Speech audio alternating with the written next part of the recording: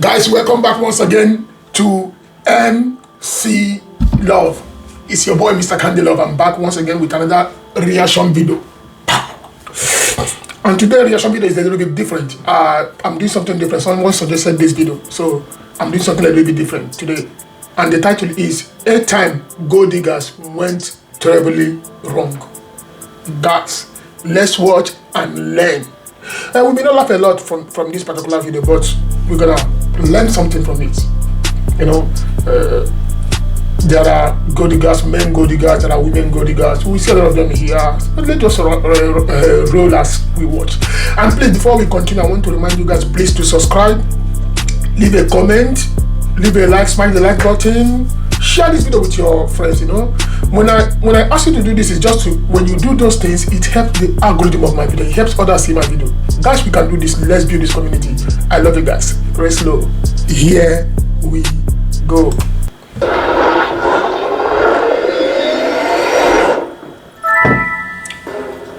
Number 8. Ganna Zuzina.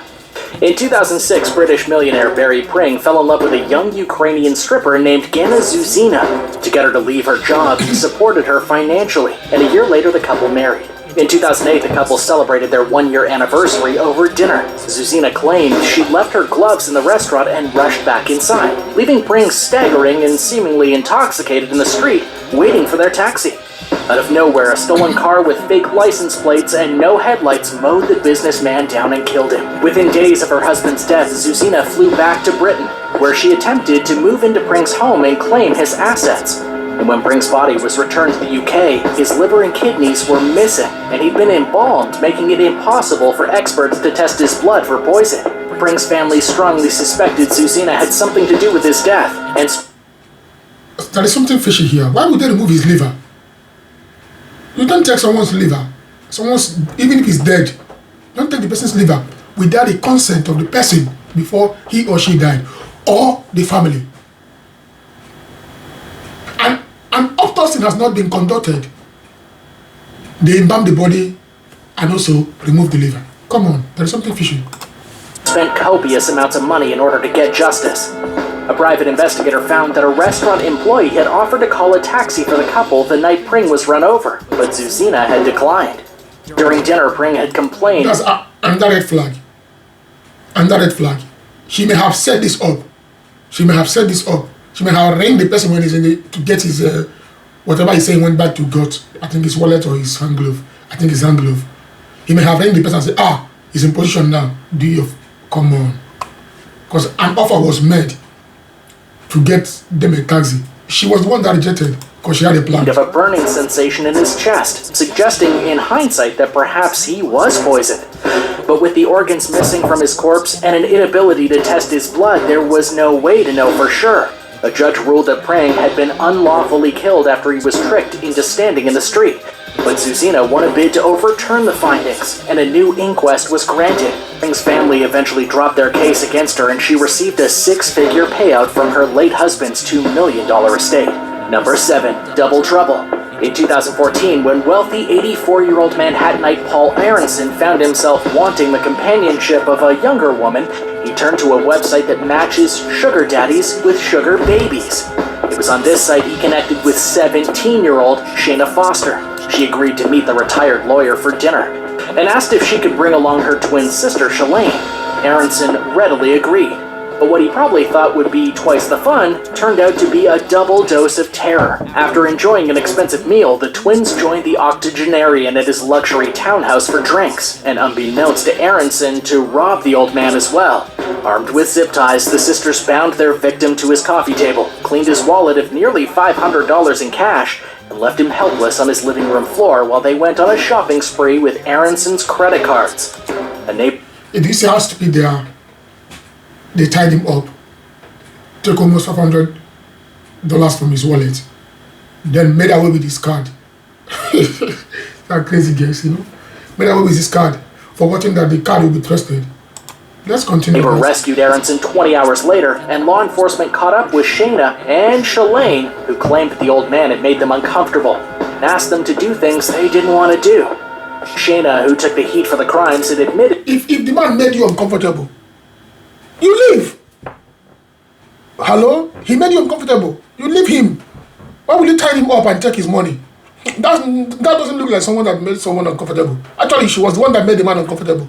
If this incident didn't go this way, this man may have been sued. Assuming he wasn't tied and they didn't take any money, they could have gone and report to police that this man harassing them, you know? And they are ladies, they will be believed.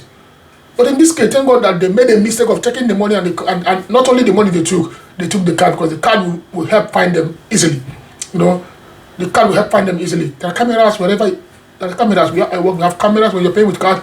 Camera is on your face, so that if there is an issue, the person that made the payment can be identified. And the funny part is where this camera is, nobody knows. Only we the workers knows. The people there doesn't know. When you come to the counter to make a payment, you don't know, and the camera is facing you, you don't know. So guys, there are some things you don't have to do.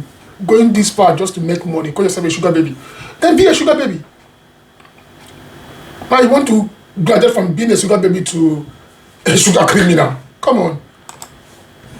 She was the mastermind, described Aronson as old, ugly, and disgusting, and even went as far as saying he deserved what happened. She received a prison sentence of 5 years, while Shalane was sentenced to 1 1/3 to 4 years for her lesser role in the disturbing attack. Number 6. Sandrine Devillard. Nicknamed the Hermit of the Alps, Marcel Amfo spent much of his life in a wooden cabin with no electricity or running water, near the French village of Paix-Saint-Pierre.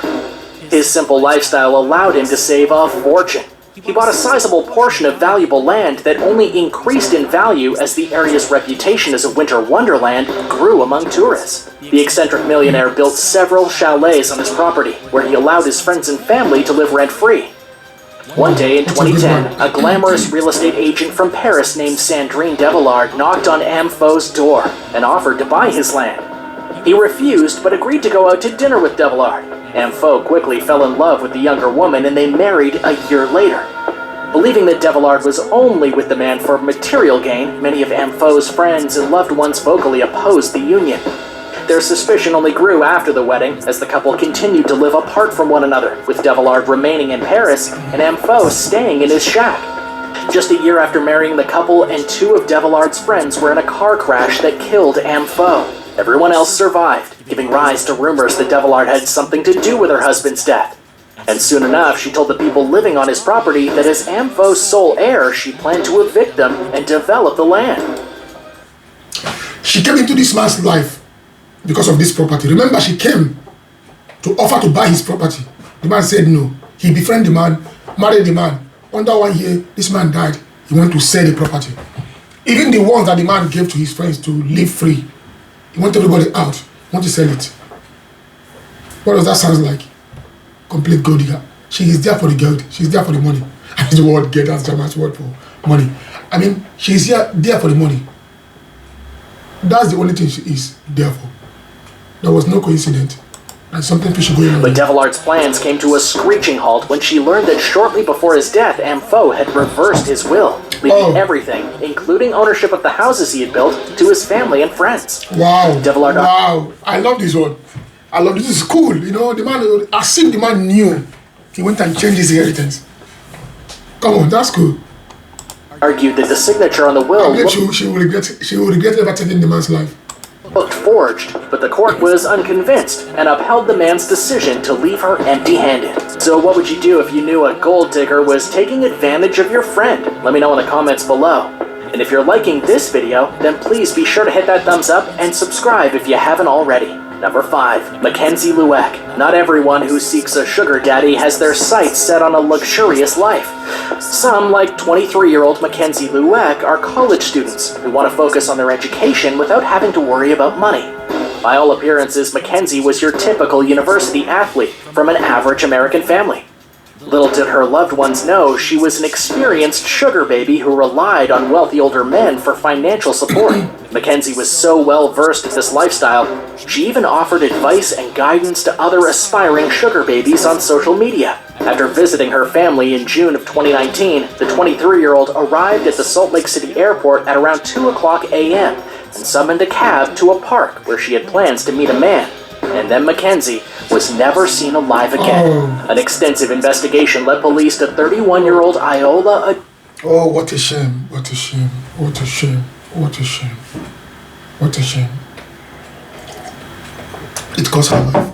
It is where I go. What a shame. Shai, an IT specialist the young woman had met through a sugar dating website shortly before her death. Her burned and bound remains and several of her belongings were found in his backyard. Najayi was arrested for kidnapping, aggravated murder, and desecrating her corpse. At a loss to identify any particular motive, prosecutors argued that the suspect killed just to know what it felt like. Regardless of his reasons for murdering Mackenzie, Ajayi pled guilty to several charges and received a life sentence for his crimes. He even apologized to his victim's family, who remained adamantly unforgiving. Number 4. Come on. How will you take someone's life? If you can't offer her what she wants, why will you invite her? Xana Bibi. In September 2016, 65-year-old pensioner Mohammed Youssef was murdered by a couple who wanted to benefit from his life insurance.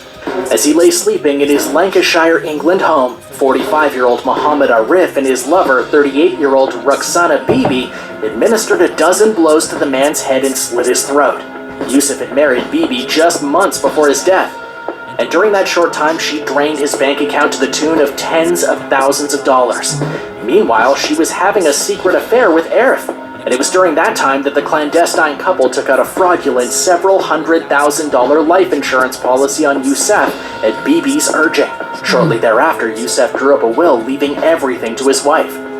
Less than 2 days after returning from a trip to Pakistan, he was dead. At the time, Bibi was in Ireland, but surveillance footage found Arif's car driving past Youssef's home 3 times over the course of 6 hours on the night he was murdered. The victim's landlord discovered his body several days later, and police launched a murder investigation. DNA, cell phone evidence, traffic footage, and financial records quickly led them to Arif and Bibi, who apparently co-conspired to rob Youssef of his assets and then profit from his murder. The pair asserted their innocence but were found guilty of murder. Bibi received a 28-year prison sentence and Arif was sentenced to 32 years behind bars. A third person who provided a false alibi for Arif was handed a 15-month sentence. Following the verdicts, Deputy Chief Inspector Joanne McCoe described Youssef as a gentle and giving community member who fell prey to deadly greed, and called his death a cold-blooded assassination of a wholly innocent man. Number 3, Des. Guys, this is why I always urge people, please, be careful who you hook up with, be careful who you're married, be careful who you're going to a relationship with. Make sure 2 of you have the same vision, at least the same mindset, the same belief, you know. Let it not be that the person is into you because of what he or she think you can give her or him. You know, that is very, very bad. It causes his life. May so rest in peace. They made a very good plan and took his life. Campbell. Society tends to automatically think of gold diggers as women. But the next example on today's list shows that men are sometimes just as guilty of forging love while dipping their hands into their unexpecting partner's pocketbook. Des Campbell's intentions were nothing short of sinister when he married his wife Janet in secret in 2004. Unbeknownst to Janet, the New South Wales, Australia man had an established habit of living beyond his means and faced mounting debts. Just a week after the wedding, Janet bought an upscale home for the couple and changed her will, leaving almost half her estate to her new husband. Over the following months, Campbell had 3 affairs and grew increasingly interested in eliminating his wife from the equation while somehow still enjoying the money she had inherited from her first husband. Meanwhile, he denied that he and Janet were in a relationship, period, and described her as pig ugly behind her back. Campbell insisted on taking Janet camping in early 2005, despite her lack of experience with it. He set up their tent just a few feet away from a 164-foot cliff at Royal National Park south of Sydney. Not long after that, Campbell showed up at a police station claiming that Janet had disappeared during a trip to the bathroom, and that he had discovered her dead body at the base of the cliff. Just a week later, he requested access to her will and took one of his girlfriends on vacation. He was absent from his wife's funeral and proposed to his girlfriend just days later. Police accused Campbell of... What? Even if he didn't kill his wife, brother, this is the evidence pointing against you. Even if he didn't kill his wife, by being absent in his wife's burial. Come on, what is that saying? What is that saying, bro? What is that saying? There is no two ways about it. Come on. Of pushing Janet to her death and arrested him for murder. A jury found him guilty, but he maintained his innocence and filed an appeal. The case went to Australia's highest court. How is that possible? Your wife died. She was still in the morgue. You took another girl. You took another girl on a date. You missed your wife's burial. Come on. Even if he is not responsible with this act, he's as much responsible as whoever that took or whatever that happened.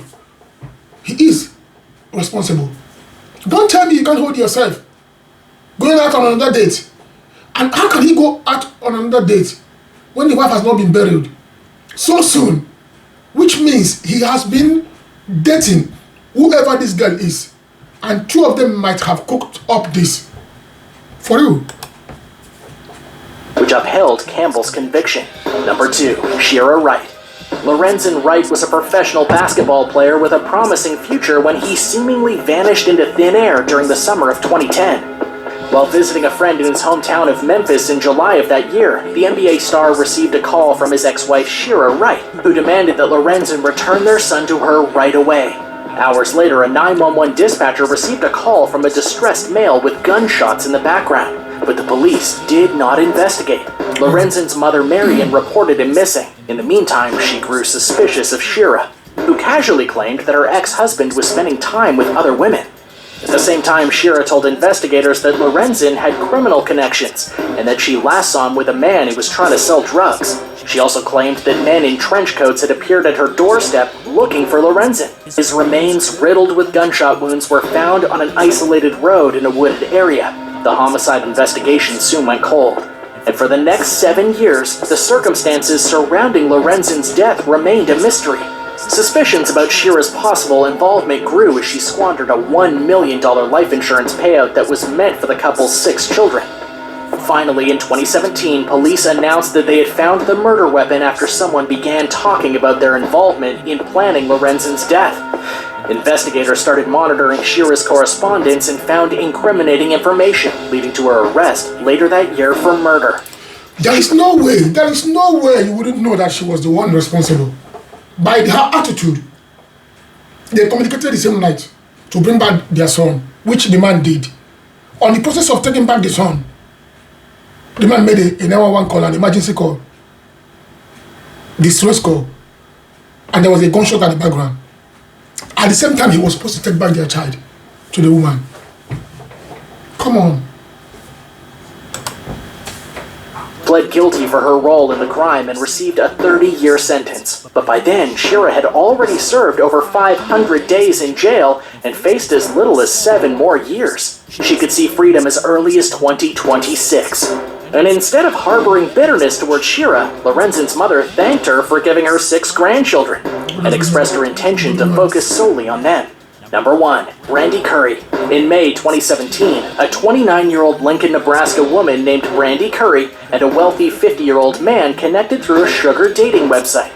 Shortly after the pair began dating, the man sold some land that he inherited from his father for $355,000. Curry started hitting him up regularly for cash, using wildly spun tales to persuade him into ponying up. First, she told him that she needed $30,000 to repay some of her recently deceased father's gambling debts after receiving a threat from his bookie, who allegedly threatened to force Curry to work if she didn't come up with the cash. Then she said she needed $14,000 for medical care for her child, who might have cancer, and she later requested $25,000 to buy her friend's photography business with. Investigators determined that Curry's stories were bogus. Her father was still alive and well, and had no gambling debts, and there was no evidence of Curry starting a business. Over a 4-month period, the deceived boyfriend had given her over $97,000 for things detectives could not verify that she actually used any of the money for. Curry was charged with theft by deception of over $5,000, a felony which carried a prison sentence of up to 20 years. And while details about where the case went are scarce, it appears as though she was arrested earlier this year for possession of drug paraphernalia. It probably seemed easy to get away with and perhaps almost non-criminal to dupe her boyfriend into giving her money. but Curry's ill-gotten funds landed her in hot water, serving as a reminder that using someone for material gain can come with some surprisingly harsh consequences. Oh, man, this is one of the reasons why you should be careful who you hang out with. Thanks for watching. What do you think of these gold diggers gone wrong? Do you want to hear some more? Let me know in the comment.